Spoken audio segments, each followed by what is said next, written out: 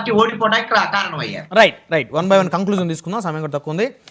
TV Ramarao గారు, సమయం కూడా తక్కువ ఉంది. సో మీరు ఏంటి సార్ ఏం చెప్పాలనుకుంటున్నారు?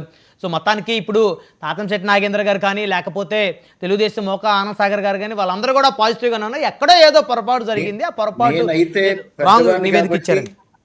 నేనైతే పెద్దవాడిని కాబట్టి అనుభవం మీద అక్కడ ఉన్నటువంటి కూటమి పెద్దల్ని చాలా ఒప్పించడానికి ప్రయత్నం చేశాను. ఎమ్మెల్యే గారిని కూడా ఒప్పించడానికి ప్రయత్నం చేశాను. అదే విషయాన్ని మా జిల్లా ప్రెసిడెంట్ గారి దగ్గరికి తీసుకెళ్ళాం. ఏనాడు ఆయన వచ్చి ఇక్కడ చూసి ఫోన్ చేసుంటే ఇంతవరకు రాకపోనేమో, అది జరగలేదు. మంత్రి గారికి చెప్పాను, మంత్రి గారు అయినా ఫోన్ చేసి మాట్లాడుంటే ఇది రాకపోను. ఇన్ని జరిగినా ఇన్ని చేసినా ఎవరు పట్టించుకోలేదని క్యాడర్ తిరిగి నా మీద పడారు. ఆ కారణంగా వాళ్ళు రోడ్డు ఎక్కిన తర్వాత నేను ఎక్కాల్సి వచ్చింది. అయినప్పటికీ కూడా మీరు చెప్పినట్టు అది తప్పే కనుక పార్టీ తీసుకున్న నిర్ణయానికి నేను 100% కూడా శిరస వహించాను.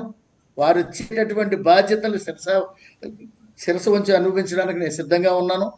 ఏది ఏమైనప్పటికీ పార్టీ తీసుకున్న నిర్ణయానికి నేను ఎప్పుడు కట్టుబడి ఉంటాను. కాకపోతే ఇక్కడ నా అనుభవం అనేది ఎంతో అవసరమైంది. అక్కడ చేసున్నాను కాబట్టి ఆ మెలకువలు అక్కడ ఉన్నటువంటి విధానాలు నాకే తెలుసు కాబట్టి. సో అక్కడ ఉండేటువంటి జిమ్మిక్కులు కూడా మీకు తెలుసు, తెలుగుదేశంలో ఉండే జిమ్మిక్కులు కూడా. అది వాళ్ళు ఏ రకంగా చేస్తారో, ఏ రకంగా స్పందిస్తారో ఇవన్నీ నాకు తెలుసు. కానీ ఇప్పుడైతే ఇంకా తెగించి చెప్పాలి కాబట్టి చెప్తున్నాను. చెప్పండి, ఓపెన్ గా చెప్పండి. ఇక్కడ ఉంచకూడదు అనే నిర్ణయంతో వాళ్ళు ఉన్నారు కాబట్టి నేను ఇంత స్పందించాల్సి వచ్చింది. అయినప్పటికీ ఈ స్పందించడం తప్పు కాబట్టి నన్ను క్షమించమని నేను పార్టీని అడుగుతున్నాను. ఏదేమైనప్పటికీ పార్టీలో ఉన్న క్యాడర్ యొక్క మనోభావం అనేది ఖచ్చితంగా మనం తెలుసుకోవాల్సిన బాధ్యత ఉంది. దానికి అనుగుణంగా నడవలసిన బాధ్యత ఉంది.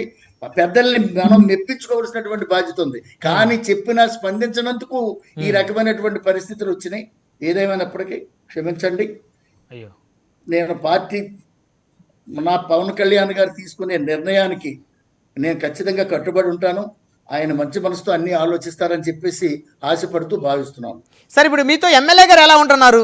మీ ఎమ్మెల్యే అక్కడ ఉన్నటువంటి ఎవరైతే వెంకటేశ్వరరావు గారు ఎలా ఉంటున్నారు మీతో? ఎమ్మెల్యే గారు నా దగ్గర రికార్డు ఉందండి. ఆయన మీకు తెలియకుండా, మీతో చర్చించకుండా, మీతో మాట్లాడకుండా నేను ఏ నిర్ణయం తీసుకోను అన్నగారు అని చెప్పినటువంటి మాట ఉంది నా దగ్గర. కానీ అదేమీ జరగకుండా నాకు కూడా తెలియకుండా జీవో వచ్చేసిందండి. నేనేం చేయాలి అంటే నేను క్యాడర్కి ఏం చెప్పుకోనండి? అంటే ఇక్కడ మీరు నమ్ముతున్నారా? ఆయనకు కూడా తెలియకుండానే అక్కడ నామినేటెడ్ పదవులు జీవో వచ్చిందని మీరు నమ్ముతున్నారా? నాకు లీకేజీలు ఉన్నాయండి. కేవలం వాళ్ళు నెల ముందు నుంచి ఈ ప్లాన్ వేసుకున్నారనే విధానాలు కూడా తెలిసినాయి. తెలిసినప్పుడు నేను ఏం చేయగలనండి? కనుక మా జన సైనికుల యొక్క మనోభావం దెబ్బతినకుండా ఉండడానికే ఏమైనా ఈ విషయం తెలియాలనే ఉద్దేశంతో ఆ జన సైనికులు ముందుకెళ్లారు. వాళ్ళని లాక్కొత్తానికి నేను వెళ్ళక తప్పలేదండి. నేను లేకుండా వెళ్తే ఏదన్నా కాని మాటలు ఏమన్నా మాట్లాడితే కూటమికి ఇబ్బంది కలుగుద్దేమో అనే ఉద్దేశంతో నేను దగ్గర ఉండడం జరిగిందండి. మళ్ళీ మీరు వెళ్ళకపోతే కూడా మీరే కావాలని రెచ్చగొట్టి రోడ్డు మీద పంపించారు అని చెప్పేసి కూడా క్రియేట్ చేసేవారు అంటారండి. అంత శాతకానాడు నువ్వెందుకు అంటారండి. కానీ నా అనుభవం నాకు ఉంది కాబట్టి అది ఆలోచించి ఆచితూచి అడిగేశాను. ఎక్కడ కూటమికి కానీ పార్టీకి కానీ చెడ్డ పేరు రాకుండా